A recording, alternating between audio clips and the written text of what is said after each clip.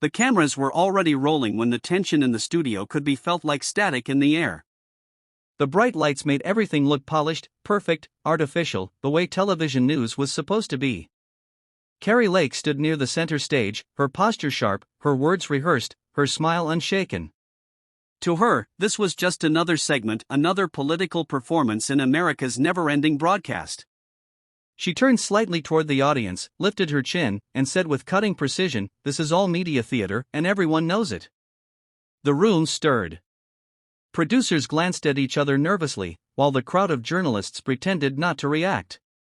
But sitting quietly at the edge of the stage, Robert F. Kennedy Jr. leaned forward, his hands clasped, his eyes steady. There was no teleprompter in front of him, at least, not one he intended to use. "Then let's turn it off," he said calmly. A ripple went through the crew. One of the assistants hesitated, whispering into a headset. The director, visible behind a glass panel, frowned. Nobody had ever made that request on live air before.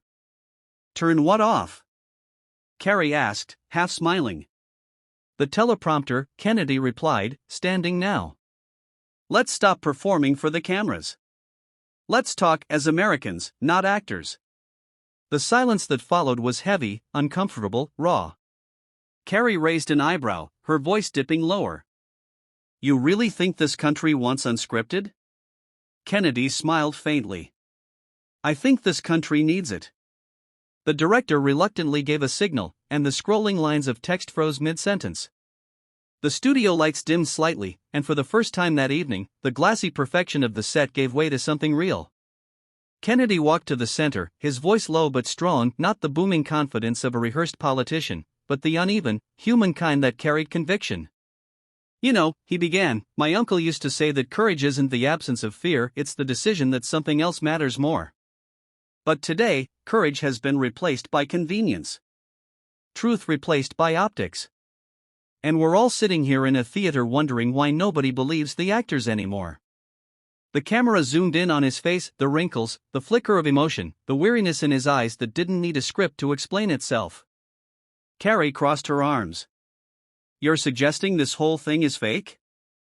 That I'm fake?" "I'm saying we all are," Kennedy said. "Every time we read lines written by someone else instead of speaking from our own hearts." The audience was dead silent. He took a step closer to her.